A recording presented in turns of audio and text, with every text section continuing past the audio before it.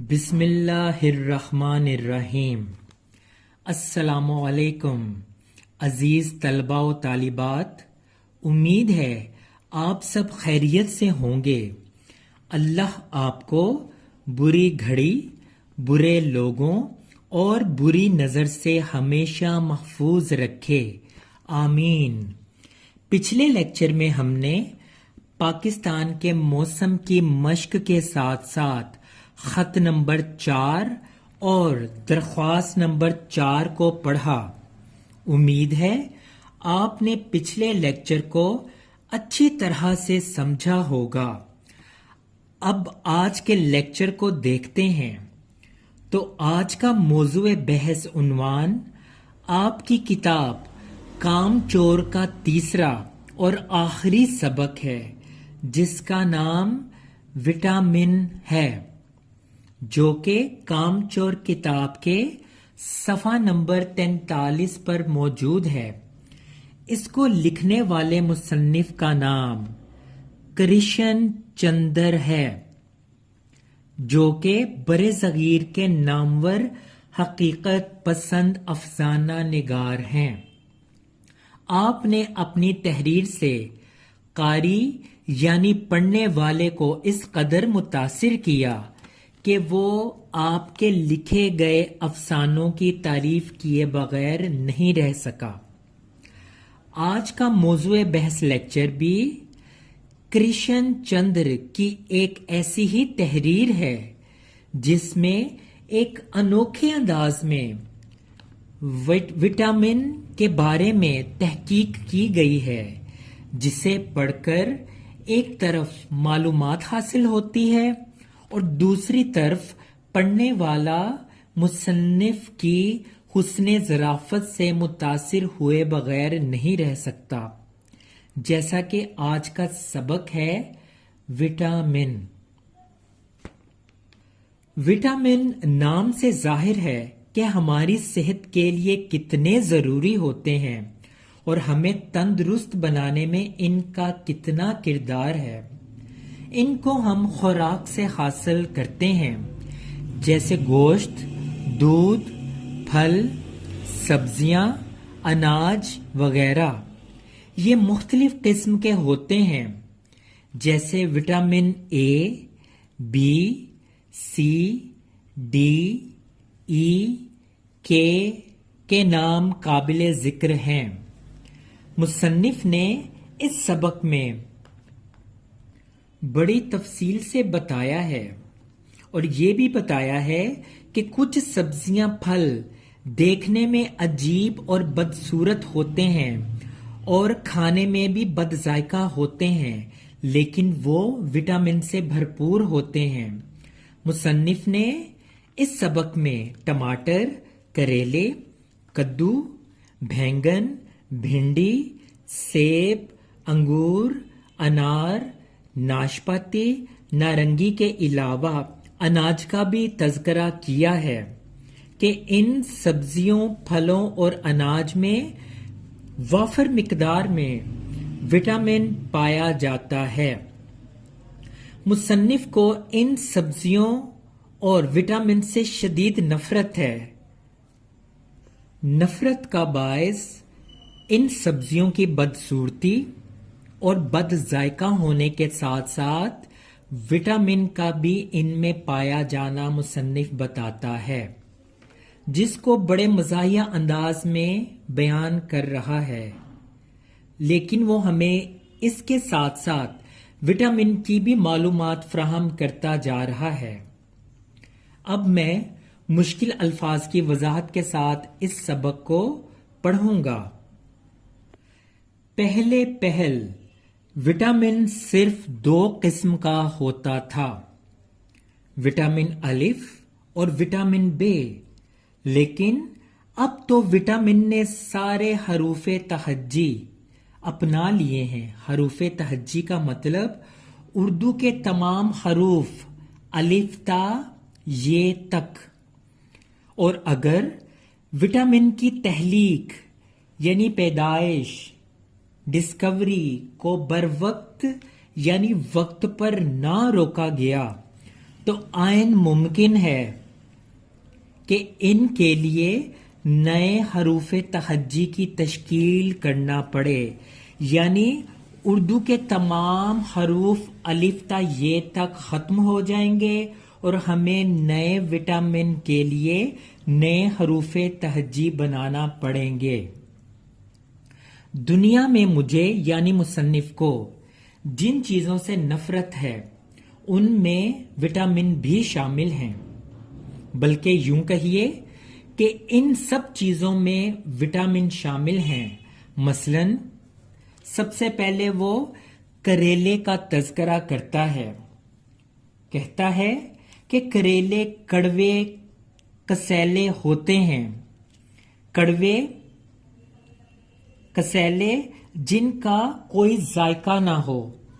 शक्ल देखिए तो कैसे बेहंगम, बेहंगम का मतलब गैर मौजू भोंदे अंदाज के, मैला सब्ज रंग, सड़े हुए जिस्म पर हजारों बदनुमा दाने, बदनुमा बुरी तरह दिखाई देने वाले दाने, जैसे कोढ़ या चेचक हो गई हो। कोढ़ और चेचक ये दोनों बीमारियों के नाम हैं जिसमें जिस्म पर बेशुमार दाने निकल आते हैं। इसके बाद टमाटर का तज़करा करता है, शायद इसी वजह से उसको करेले नापसंद हैं। अब टमाटर किस वजह से मुसन्निफ को नापसंद है, चले पढ़ते हैं। टमाटर ऐसा धोखेबाज फल आपको दुनिया में कहीं नहीं मिलेगा। शक्ल सूरत भोली भाली, एक मासूम बच्चे की तरह, दूर से बिल्कुल कश्मीरी सेब या आलू बुखारा मालूम होता है, लेकिन अगर टमाटर को सूंघिए तो ऐसी बदबू आती है जैसे आदमी कई दिन से नहाया ना हो। टमाटर ना सेब की तरह मीठा होता है, ना आलू बुखारे की तरह तुर्श, बल्कि इसमें भी अजीब रस यानी जूस होता है। खुदा जाने लोग टमाटर कैसे खाते हैं। तो पता चला कि मुसन्निफ को इन बातों से, टमाटर जैसे फल से नफरत है। तो चलें आगे पढ़ते हैं कि कद्दू मुसन्निफ को किस तरह नापसंद है। कद्दू में भी विटामिन होता है। अव्वल तो ये इस कदर बदसूरत होता है यानी बुरी सूरत वाला कि इसे खरीदने को जी नहीं चाहता, दिल नहीं करता, और फिर ये इस कदर तवीलो अरीज होता है, लंबा और फैला हुआ, कि ना सब्जी की टोकरी में आता है, ना झूले में डाला जा सकता है, ना साइकिल के आगे लटकाया जा सकता है। अब इसके लिए एक छकड़ा लीजिए। छकड़ा इसका मतलब सामान लादने की बड़ी गाड़ी। वाह जी वाह। इसे तांगे की सवारी कराइए, यानी इसको जब दुकान से लाया जाए तो बाकायदा तौर पर या छकड़ा इसके लिए करवाया जाए या टांगा करवाया जाए। वहां भी हर लहजा यानी हर वक्त इसके गिरने का अंदेशा यानी खौफ रहता है, खतरा रहता है। अब इन तमाम सोबतों में यानी मुश्किलात में घर जाकर इसके टुकड़े कीजिए तो अंदर से ये बिल्कुल खाली होता है। सिर्फ चंद सर्दी से ठठरे हुए, कांपते हुए बीज किनारों पर लगे होते हैं।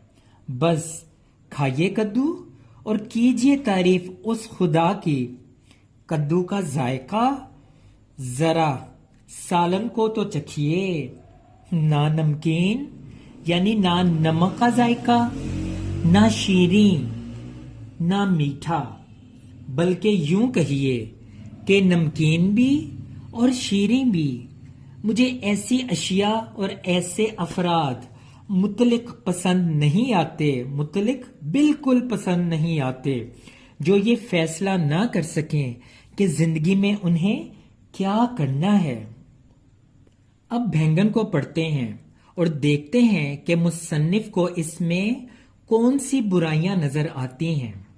لکھتے ہیں بھینگن، زبان پہ بار خدایا یہ کس کا نام آیا، یعنی میں نے جب بینگن کا نام لیا تو میری زبان بوجھدار ہو گئی، وزنی سی ہو گئی، میں نے کس کا نام لے لیا؟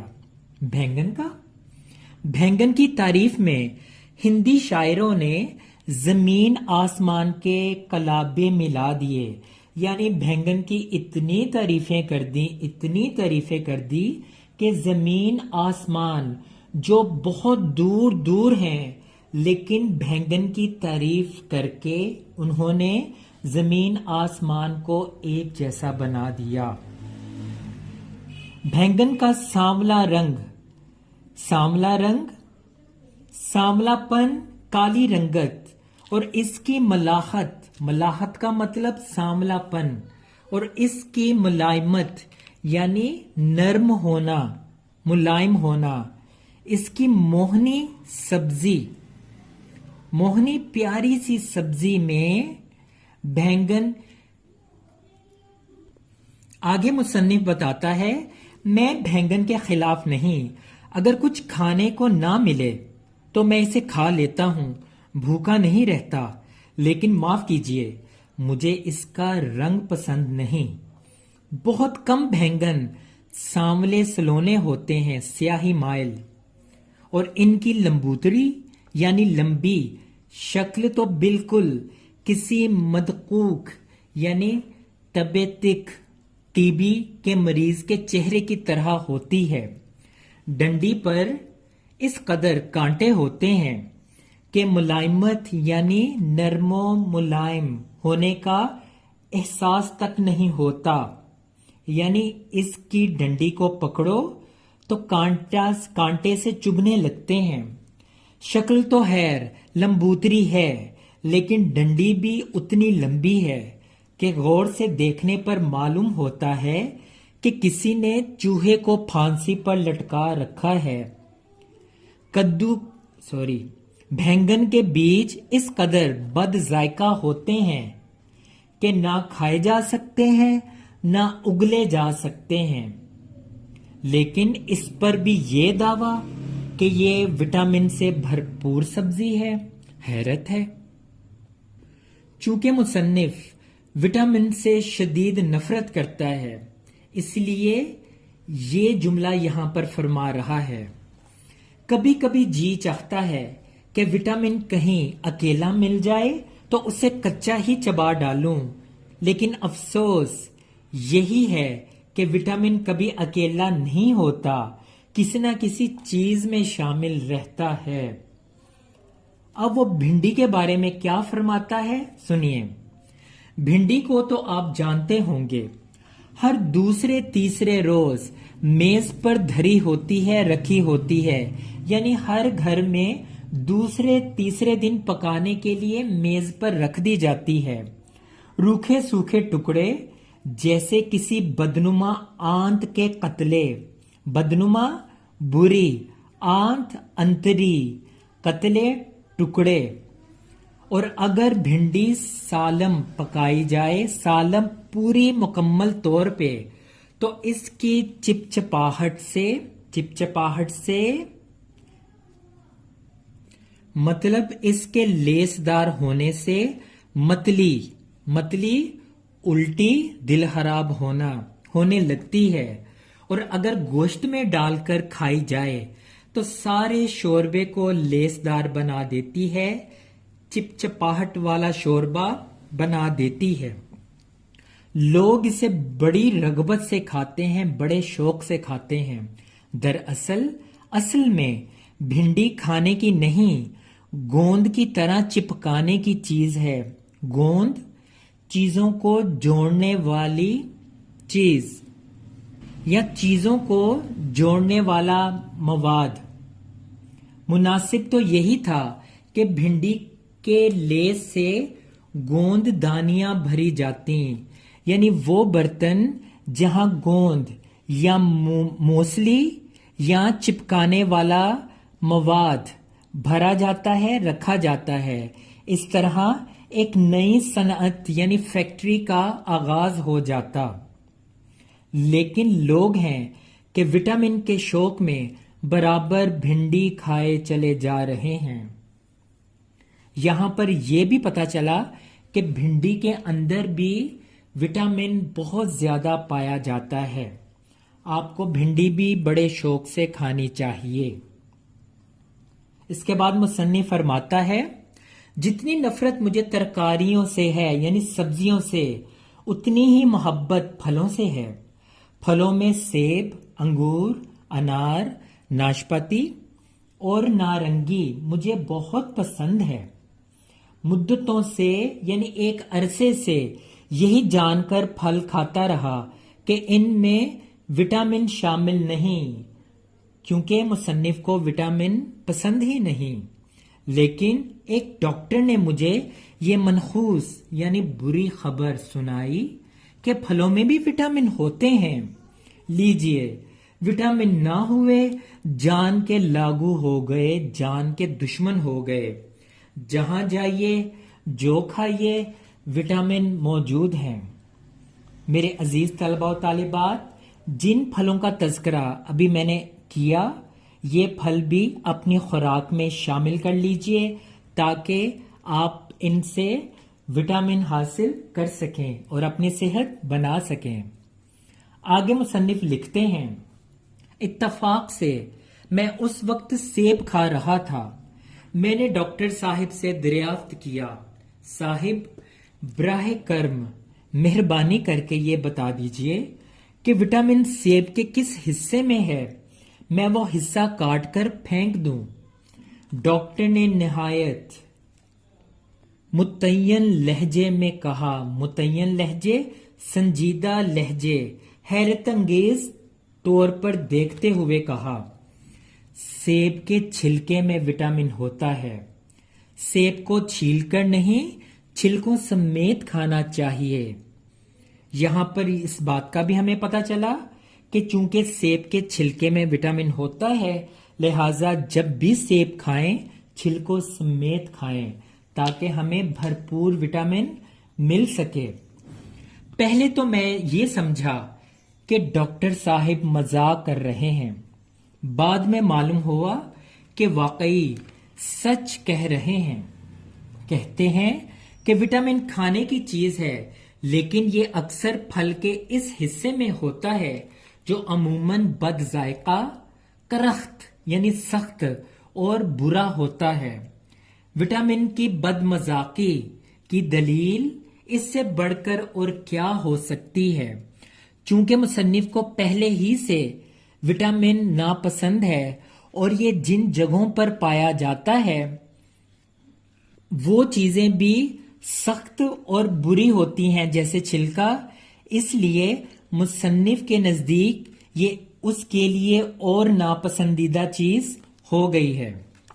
آگے مصنف کیا فرماتے ہیں، جدید تحقیقات سے معلوم ہوا یعنی لیٹسٹ ریسرچ سے یہ پتا چلا کہ وٹامن نہ صرف پھلوں اور ترکاریوں میں بلکہ غلے اور دالوں میں بھی پایا جاتا ہے، یعنی اناج میں بھی پایا جاتا ہے، لیکن وہاں بھی ایسی جگہ پر ہوتا ہے، یہ چاول میں نہیں، چاول کے خول میں رہتا ہے جنہیں ہم اتار کے پھینک دیتے ہیں۔